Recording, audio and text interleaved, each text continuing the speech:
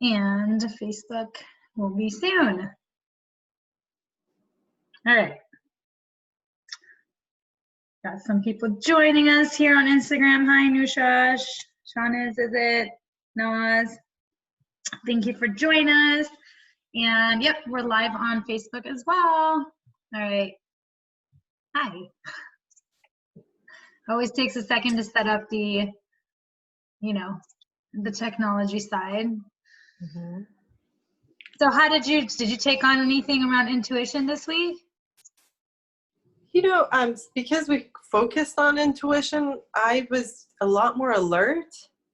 And then I also pulled out a couple of my books Saturday, I think it was. I haven't gotten around to it, but I found that motivation to tap into more of it a little bit this week. So that was kind of nice. That's awesome. That's exciting. Yeah, I'm curious to see if anybody else that, is out there and has seen our daily tips, if they've gotten anything out of it as well. And if, what they're noticing with their intuition, because it can be a wonderful tool that we have innately to use, right? Mm-hmm. Absolutely. I think that, the way it serves me, and even though I'm not very alert, but because of the practice, because I am conscious of it, it's really served me quite well in my life throughout the years. So absolutely. Yeah. And it looks like Shane. Sorry about that. I said Sean I wasn't sure, but yes. Thank you for watching, Shane, on Instagram. Sometimes these are different name, like the handles, there's that combination. So never know. But yeah, thank you for watching. Yeah, for me, intuition, again, it's like a huge, it's been a huge, it's made a huge difference in my life. And I continue to use it, and I continue to get more and more masterful at the quality of the questions, because I do notice that that's the key, and it continues to be the key. And I notice that when you ask questions in a certain way, it may not come back exactly how you, it's going to come, especially if it's more vague, you're going to notice that the vagueness of that question is going to give you a vaguer answer, so. Yeah. I think when you start to think about building a muscle, right? There's a level of, I think for me at least, there's a level of not only commitment to building that muscle, but there's also a level of desire, right? So I'm just wondering, people who have listened to our daily tips, if they found that desire, like, am I really interested to do this work, right? Because this work is, even though it's our nature, even though like I have it, it's like the muscle structure of our body, right? We have it. Do I want to really get buff, or do I want to just kind of let it be and do its own thing, right? Mm-hmm. So that's essentially what it is. It's acknowledging that, you possess it, you have it. Certain areas you're probably more in tune, and it comes to you easier. It's stronger, right? The different intuitions that you described and named. Or do I not want to have anything to do with it right now, right? So that desire is actually kind of important to recognize, right? And I think if the desire is important, then it pulls you little by little. You find somebody to work with you. You find the literature to read, right? And again, I want to reiterate that it's like counseling, right? When you can listen to a lot of podcasts, you can read a lot of books. However, once you actually physically enter counseling, that experience is very, very different. And then your growth is so much more, right? Absolutely. And I really absolutely. Mm-hmm. It's like riding a bike, but yeah. Mm-hmm. And I really, so most of us know how to ride a bike, right? But most of us don't know how to do resistance, distance, mileage riding, because we don't know, right? We have to learn, like starting from the tire, that the type of a bike that you need. There's a Oh yeah, there's so much. right? But There's so even much. just the beginning of riding a bike, right? You can, like you were mentioning, reading all the books. You can read all the books, all the videos, and until you get on that bike and actually experience the balance, right? You're not going to actually know what it is and what yours is, where that's what I'm hearing as well with, Right. Whether it's counseling, coaching, or intuition.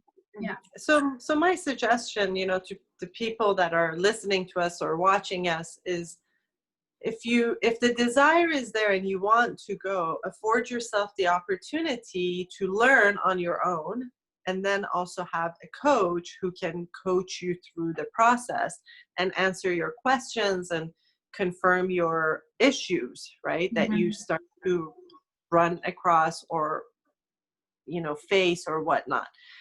And then recognize that the support that you also receive is really important through this process. I mean, one of the things that I was thinking about is asking the right questions, right? In therapy, they teach us to ask the right questions. And when you do ask the right question, it's like saying, how are you today? That's a very vague question. And most of us give a very vague answer of, I'm fine. Right. Right. Totally. And if you ask somebody, what was the process of your morning today with your spouse and your children, or how was the interaction that tell me about the interaction you had with your mom when you had lunch with her, is very different than how are you. Yeah, right? it's getting to the specifics of it. Yeah, absolutely. And the thing is sometimes we also have blind spots. That's something I notice. So I'll have a blind spot. I ask a question and I'm like, wait, well, I can't think of the right question or the specific question to ask, which is then of course why I continuously have a coach as well, to help guide me with that, support me in guiding me to that right question. And then I always notice, I'm like, oh yeah, that was a vague question. Like I didn't say right now in this current moment, or, something like it. And I'm like, oh, well, there you go. And then immediately the inner guidance speaks to me, right? Yeah, and one of the other things I'd love to share too is when we do have a lot of emotions within our body, that is one thing that that was laundry. Oh, was it? I was like, that was a loud buzz. I saw you get startled. One thing I do notice more than anything is when I'm emotional, when I have emotions, intuition is completely cut off. And that's normal. It's completely normal for intuition to not be very clear when you're emotional, because in that case, you actually are, having a lot of the ego really involved, and you're having all these emotions that need to be released, right? Sometimes that's what there is to do, is release it, whether it's again, anger or crying it out or whatever that looks like for each person. And then you'll notice that you'll become more open again to your own intuition. So I did want to share that, because we didn't actually talk about that on the daily tips. Right? No, we hadn't talked about it. And actually I wanted to ask you, that was one of the questions that I had that I wanted to ask you today, so that we could clarify that question. See, when we're emotional, when the limbic system is so at play, right? We're blind to all sorts of information, even logical information, we're blind to it, right? And the reason is because once the brain is busy processing emotion, right, it has to kind of go through its work and process and be done with it before you can bring other factors in, logic, intuition, that's even making the right emotional decision. You can't come to the best answer for yourself if your emotions are all over the place. Absolutely. Right? You have to calm it down. You have to let the process calm it down, take its course. The process needs to take its course. and then calm down happen, and then you can make the right decision. Hence why you can't make a logical decision when you're emotionally so caught up and taken, right? Absolutely. And yeah. So, Absolutely, yeah. so I think that I wanted to ask you about that with intuition as well. We were right there together. Telepathically, you asked me. Yeah. Yeah, because I know for myself that was one of the biggest things where I there was a time during chemotherapy where my hormones were just all out of whack. And for those months, I literally, my intuition was completely shut off. And I didn't know this. I didn't know that emotions, because, we're all learning. We're always learning. And Sure. at that time, no idea. I was just like, oh, my intuition went bye-bye, not knowing that, oh no, it's just when we got these, emotions within our body, or hormonal, or however that looks like, it actually just cuts it off, and you just pointed to exactly how that goes, right? So it just becomes a matter of, okay, find the release. That's what I'll always say. Find the release, get back to center, and get back to that high frequency that you are meant to be, your higher self, and you'll notice that it'll start coming back. Mm-hmm. Yeah. Okay. So then how do you find that release? So I have two different ways that I coach my clients with the release.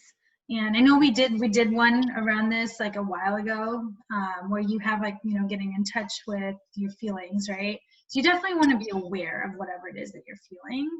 And what I always say is typically it's going to be some kind of an anger or some kind of a sadness, right? Those are typically the two, like the core emotions that somebody's going to be feeling. So, and a lot of times, sadness is actually hidden with anger. I know I would never allow myself to go to the pain of sadness all through my 20s. It would always be anger, right? So finally, when I was able to release the anger, sadness of whatever pains I had started to flow. So I always say start with an anger list and take on anger type of, like anger release type of activities, and it could be as easy as, I don't know, if you live at home by yourself, cool, grab a pillow, scream in it, grab a pillow, punch it with some, loud music on or whatnot. Otherwise, for those that live in, live with others, then you probably want to go in the car, and like drive somewhere and scream it out. I also say journal the things too. Like you want to journal out what are all the things that you are frustrated about, that you are angry about. So you want to just get it out. The more we keep inside, the more dis-ease there is within our body. So we want to release our anger, we want to release the frustrations, the annoyances, all of it, and then scream or do something, action-wise to clear the energy of it too. I actually feel so much relief. That's why I love volleyball so much, because I was always screaming and yelling. Whatever was there would just get out, right? I didn't have to actually take it on. So for me, I always say, like, take control of the anger. Don't let the anger control you. Mm-hmm. Right? Mm-hmm. And I'm sure, and then there's like the sadness side too, but I'm curious to see if there's anything that you do with your patients before we talk about sadness.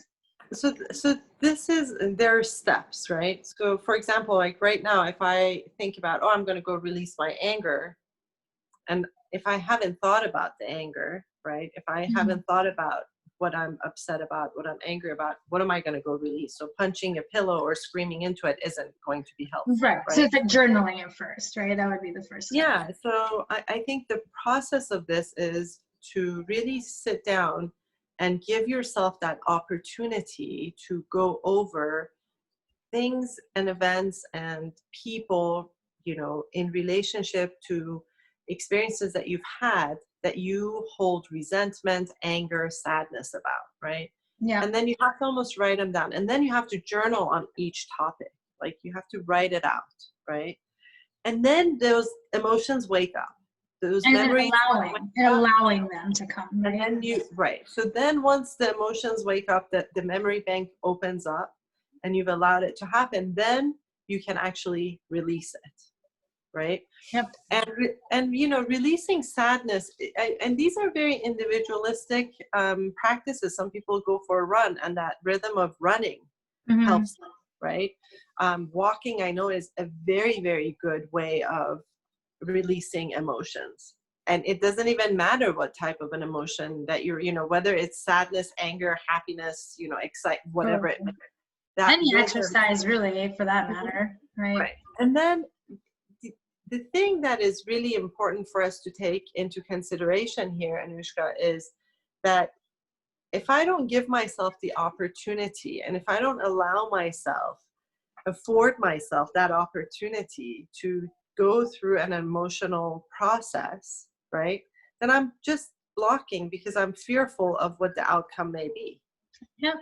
Right? And then you start numbing, which is even, yeah. Exactly, which then leads us to numbing all sorts of ways that are absolutely unhealthy. Now, whether it's through drugs, alcohol, food, shopping, gambling, you know, sex addictions, it doesn't matter, right? Numbing is a process of me basically blocking, right? Saying that I cannot deal with this emotion, so I'm going to distract myself. And then we find the best distraction, right? Yeah. I mean, I know I used to. Yeah, oh yeah.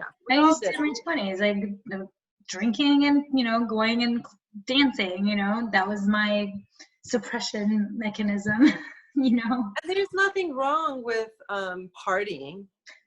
Right. But if that's what you do only to escape your, you know, issues, if that's the way that you're escaping your issues, and you know, and oftentimes we're involved in some sort of a behavior and we're so blind to the fact that we do this over and over and over again, and because that is our numbing mechanism.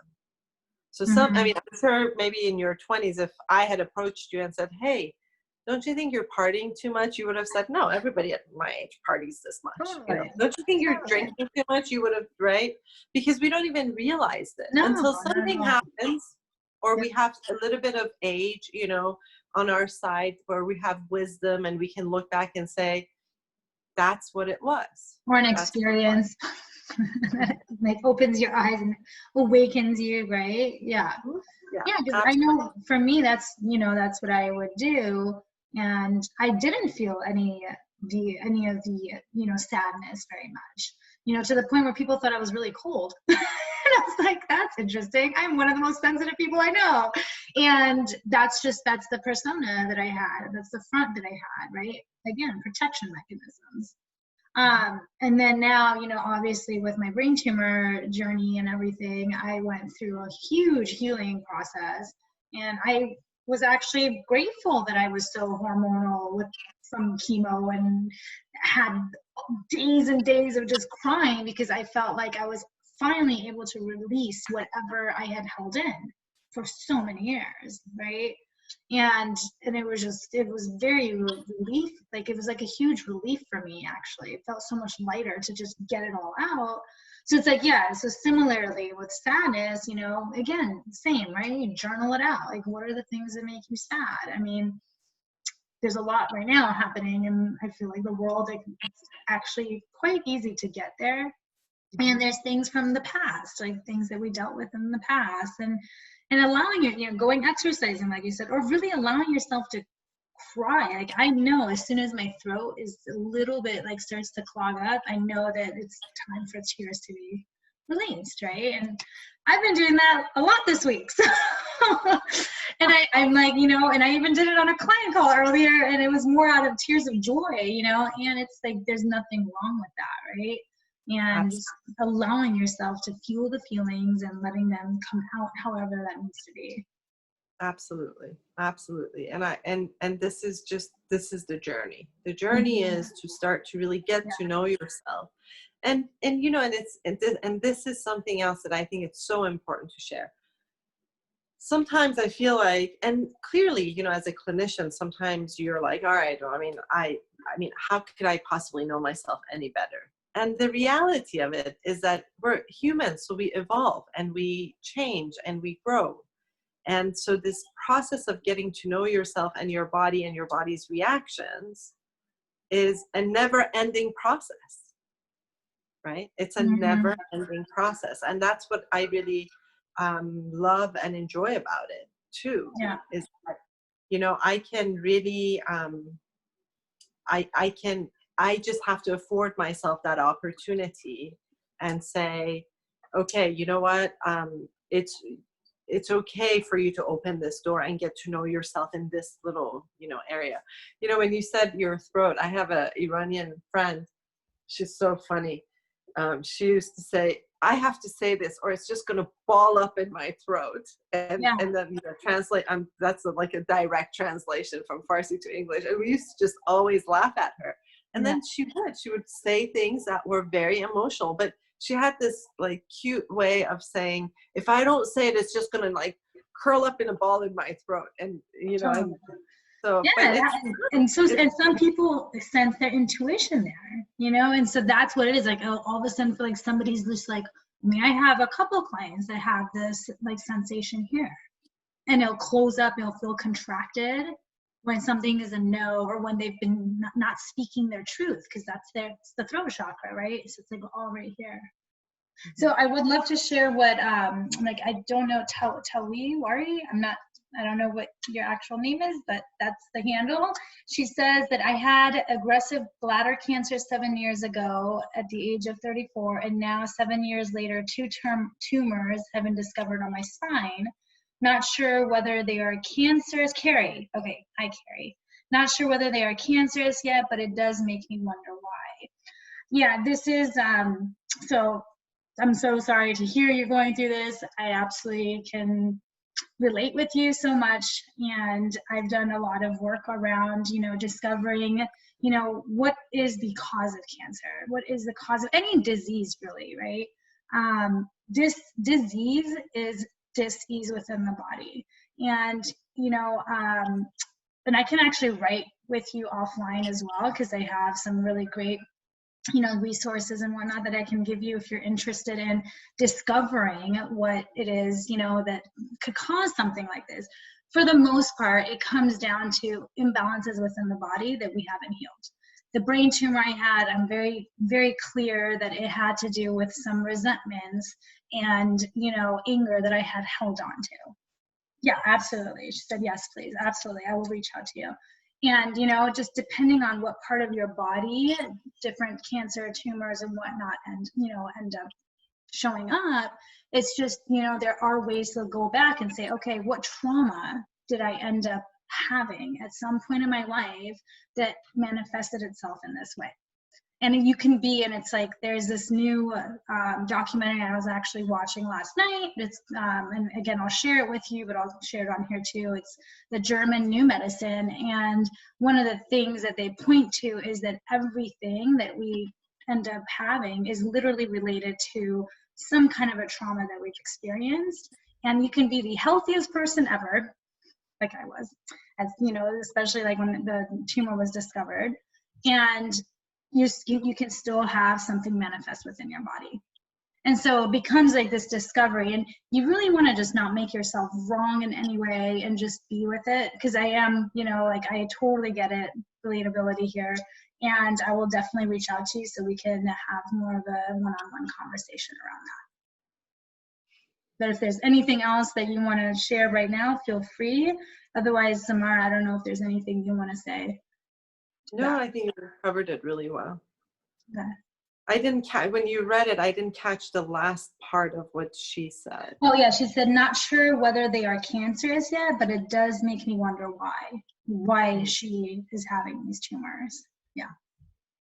Yeah, absolutely, Carrie. Yeah. Okay. No, I think you covered it all. Okay. Covered it all. Yeah. Sending you all the loving and healing and high vibes. Okay. Yeah, absolutely. Yeah, I mean, I just know that sometimes I've spoken to people and you know, and even like personal experiences of, for example, like my back pain. You know, why is it that some days it's so much worse than others, right? Mm-hmm. And I still experience it, and you know, and then it really comes down to my emotional state and where I am with myself, and you know what it is that I feel that I don't want to deal with. So then it manifests itself in pains and aches for me, you know, because I'm not willing to sit down and think about it and process it and get it out and go through it, right? Yeah. So then it manifests itself in knots in my neck and my back, and I can then barely move, and, you know, that sort of stuff. Mm-hmm. And sometimes, you know, it comes in forms of tumors and cancers, you know. Yeah. And other times it comes in form of asthma. I mean, I know people say, I never had, I mean, it just came out of nowhere. And it's like, doesn't necessarily come out of nowhere. Right. Our body's so intelligent. Like, yeah. Yeah. And then I always go back to Louise Hay. I mean, Yes. this is like her golden quote, right? This is just basically somebody tapping you on your shoulder saying, hey, pay attention, Mm-hmm. you know? The only thing is that we, because of these manifestations and things that happen in our body that basically says, hey, pay attention, right? Because we're not comfortable with that, and because we don't trust that intuition sense, right? Yeah. Then we go into, why is this happening to me? You know, we go into the victim mode or the blaming mode, or, you know, that sort of stuff. Mm-hmm. And why is this happening to me? Because I'm human, because things happen to humans. I mean, it is what it is. And we're here to, you know, live this life and have a journey. And then you just kind of got to decide, you know, how and what, and everybody's on the same path, you know, and we're definitely guaranteed two things, you know, birth and a death, right? These two things we're all guaranteed. Now, however way that middle part goes, is, you know, at some point it becomes a personal choice of how am I going to live this life. Absolutely. It's all, so that's what it is, right? We come here and we have free will. That's it. Yeah. That's what we do have intuition, and we have free will to choose. So you can either, and that's what we, you know, what Samar pointed to earlier, it's, you know, you have that choice. You can say, oh, I'm going to discover more of this, or I'm going to say, nope, ignorance is bliss and I'm good with that, right? It's a total choice. And, you know, this for me has provided a lot of ease. And, you know, it can for many as well, but that's my choice. So I do feel like, you know, I do love like Louise Hay as well. I think that's like, I love that I was like the whole time thinking about her, you know, because it really is, again, our body is intelligent, and we are going to end up having some kind of a way that our body, we are going to have something within our body that shows up for us to actually see, okay, well, what is there to be healed, you know? And you can check out You Can Heal Your Life. It's a brilliant book. It's almost like a dictionary of some kind of like all the various ailments, and, you know, comes with an affirmation, you know. It's a wonderful book. It's amazing. It's a wonderful workbook. I use it with my clients all the time, and, you know, they'll tell me, oh, this is what I'm doing. This is what I'm dealing with. I'm like, let me see, does this resonate with you? And like, I would say 99% of the time, it's, you know, it does, right? And tumors are a false growth. I do want to also say that. I did, like, recently I was looking into it, and tumors, for the most part, it's like having a scab and constantly, like, you know, a hurt of some kind, and peeling it and peeling it and peeling it. And after a while, it becomes a tumor, is like the way she describes it in the book. So yeah, so it's a really interesting book, and I highly recommend that. And I love her Mir Work. And I think, you know, and I always tell my patients, you know, go through the 21 days of Mir Work, right? Give yourself a couple of weeks of a break, 2 to 3 weeks of a break, go through the process again. Yeah. And that gives you a really good foundation, because the first time that you go through that work, it's like out of your mind. You're just like, you know, get out of here. I mean, I remember the first time I read a couple of the chapters of, you know, You Can Heal Your Life. I mean, I had such a rejection to it. I was just like, you know, like, toss the book, like, what? This makes no sense. Yeah. This makes no sense, because it was so out of my world, right? How simple she describes, you know, life. And then you feel like this rejection, right? And then the other part of it is that this Mir Work is so brilliant. And I truly believe this as a clinician. You know, I almost have to be careful because I have to have work, but I don't even worry about that, because there's so much work that I feel that if I can hand somebody a tool that is out there and introduce them to something that will ease their pain and ease their process of life faster than what I can do for them, please, you know, here you go. Oh, So, I just shared it with I just shared Mir Work with my client earlier. I was like, go get some Mir Work on this week. yeah. And the thing is that it's 21 days and it's really difficult. I mean, if you do the work, I have some fly that's flying around. Like, go away. The warmer. If you really do the work, it's not easy. It's difficult. Even if you're familiar with it, it's difficult, because facing yourself, that's, I think, when the human recognizes that really getting to know yourself is intrinsic. It's not extrinsic. Like, we're never going to get to know ourselves through the eyes of the other. Nope. You know, we're just not. We're going to become who they want us to be. You know, we're going to become these people-pleasing people, or, you know, whatever, resentful people, because that's what that person wants me to be. So this work is very intrinsic, and it's difficult because we're very good at looking outside of us to find solutions, but to look inside requires trust, time, you know, patience. Patience has been my lesson for the last few weeks. Eventually I'll talk about it. Right now, not in that space. But yeah, it really is. It's the key. And the key is just always having that love and knowing that everything's always working out for our highest good. Like, that to me is everything. Carrie shared, I feel that my body is calling out to me. And that's the gift, right? The gift is having these ailments, these different, whether it's cancer, tumor, whatever that looks like. It's the gift of your body saying, hey, you haven't listened to me for a long time, and now I'm going to start screaming at you. Right? And so now it's like, okay, let's go into healing whatever there is that needs that healing, right? So that's something, that's how I look at it as, you know, even like with the things that I go through. I'm like, okay, well, what's the gift in this? What's my lesson in this? Yeah. Yeah. So yeah. But yeah, I feel like we've gone a little over, and it's totally fine. I thought this was a great conversation, and yeah, so so are there any questions that we can answer? I don't see any other ones. You're so welcome, Carrie. So thank you so much. And I will definitely reach out to you. Let's see. No, I don't see any more questions on Instagram, and I don't see any on Facebook either. But yeah, if anybody has any other questions around, you know, whether it's intuition, how to stay positive, we've changed it up a little now because we're coming out of, you know, this pandemic and we're going into a new norm. So how to stay positive as we enter the new norm. And yeah, let us know what we can support you in. Great. Wonderful. Yeah. Thank you, Anuschka. You're awesome. Thank you so much. This is awesome. And I love continuing the collaboration with you. That's actually what I changed it to. I'm like, continue collaboration. Anyhow, well, thanks everybody for watching. Have a wonderful rest of your day and weekend. And until Monday for our next daily tip. Bye. Bye.